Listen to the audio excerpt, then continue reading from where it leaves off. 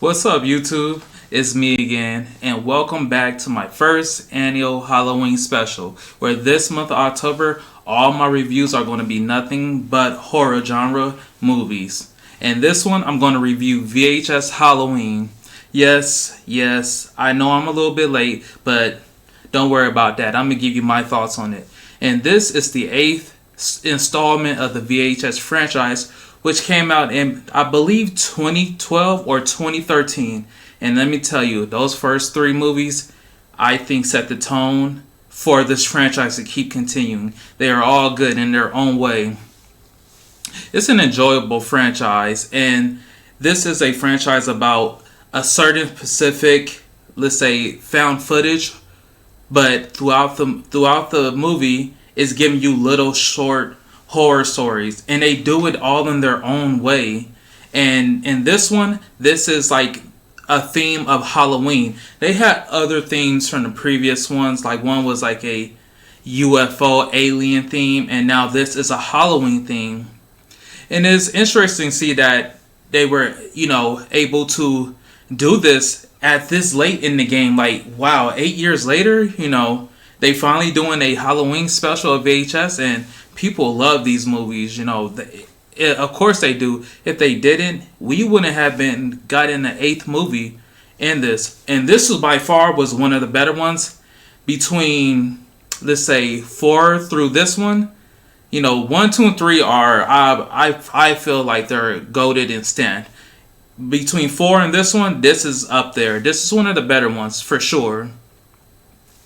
But with this being said, I think we're going to dive into what's going on into this movie. So it's starting out about tasting going on. So it's a company, and it's giving you like this old school footage. So the main movie is more old school, where it's like found footage off like those big cameras. It took place in the 90s, but they're testing out this soda type of product. And they have all these people sign up to go test, and now they're drinking the product, and this product is either controlling them, killing them, and the people behind the wall.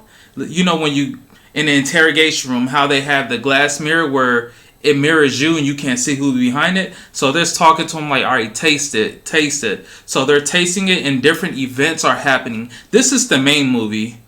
And what they're trying to do is push out this product to the masses for whatever reason, either to control them, to harm them, and different things on these subjects who sign up and volunteering to get this done. They all have different bad things happen to them. That is the main story for sure. But throughout that story, they are diving into different small segments. Oh, excuse me. And the first segment starts off with young teenage girls who are about to graduate high school and, going off to college. So they feel like this is going to be their last Halloween. And this one is probably the better one. So, throughout they hear about girls going missing, people going missing, and that cheerleader that went missing that they know. And they was like, they going around, acting a fool. And this one house stood out. And they got into the house and they can't leave. It became supernatural for them. They can't leave. And this lady is hunting them to take care of them. That's all I'm going to say on that one. I don't want to give you way too much of the details of that story. But they're being hunted to be taken care of. And, I want you to kind of think and let that settle in. And the second segment takes place of a sole survivor of a tragedy that happened of a Halloween party. Him and his friends, they go out to this. It looks like it don't even look like a mansion.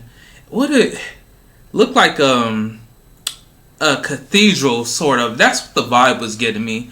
It don't look like a mansion. They go in there, and events happen.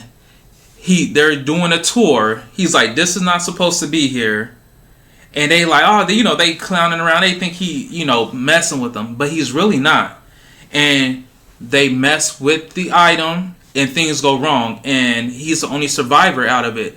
So the police want him to go back and show them everything that was going on, what happened. What happened. They want him to reenact everything that happened. And when he went back into the main lobby that, everybody got killed at, they was like, this is not supposed to be here. And guess what?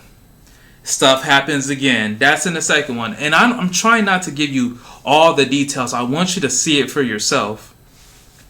And then the third one, this one is, this is the candy one. And I'm going to say the candy one because it involves young YNs, teenagers is going out. And they're too old to be trick-or-treating. Way too old. They actually look like adults for real. But they go out trick-or-treat. They go to a specific house. And on the sign they have a big bucket of candy. And it says, take one. But always that one person end up taking more than one.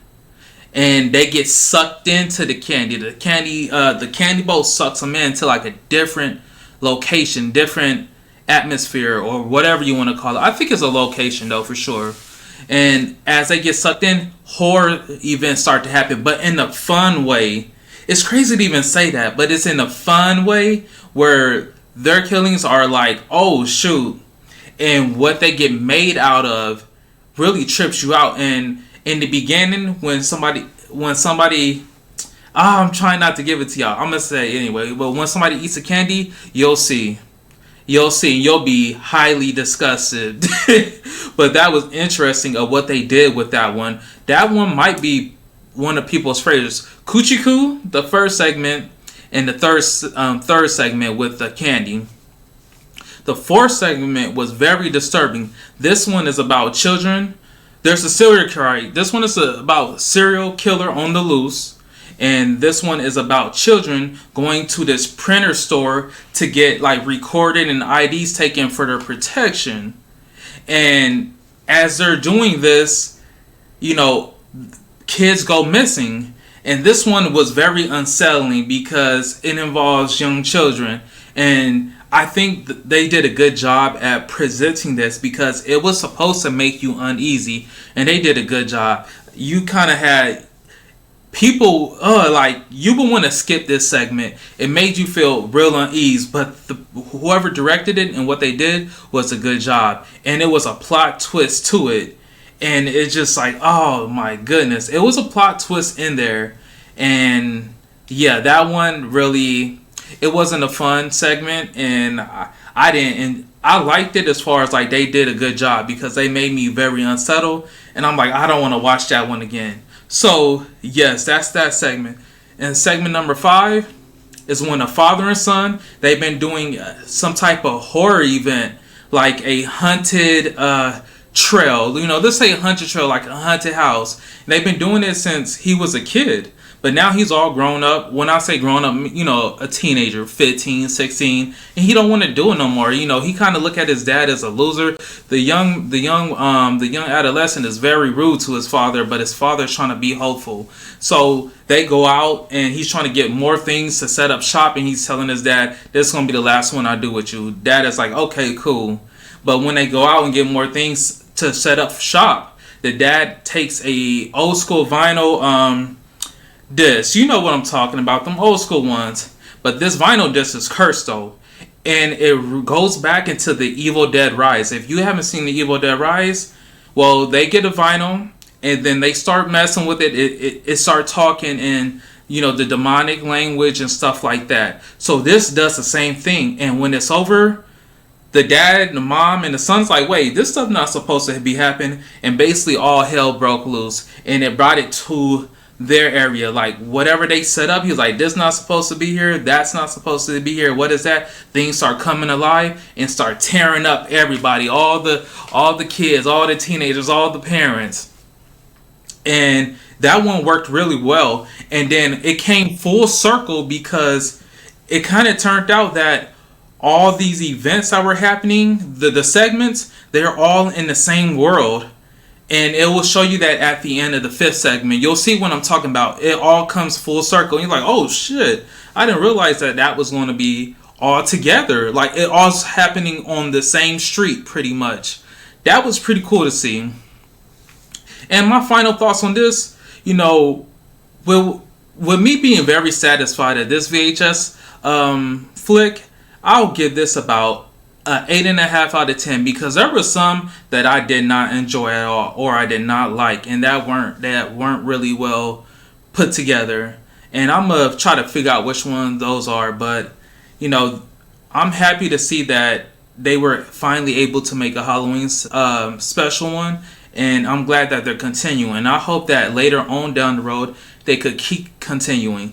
This is on stream. I'm not sure if it was in the theaters, but it's on stream right now. You could stream it on Amazon or Shudder. Shudder is the let's just say the horror genre streaming platform.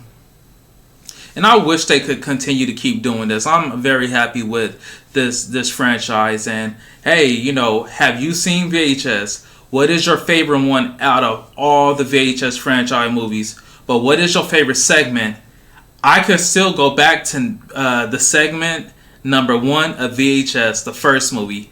That one with Lilith was insane. That, I'm telling you, that one stuck with me and my friends. We were watching it and we were like, what is going on? It just threw us off completely. But hey, that's probably my favorite segment. And put some more down in the comments below, because I probably couldn't remember all the segments. But I'm going to go back, watch, and I'm going to give y'all a review on these VHS movies.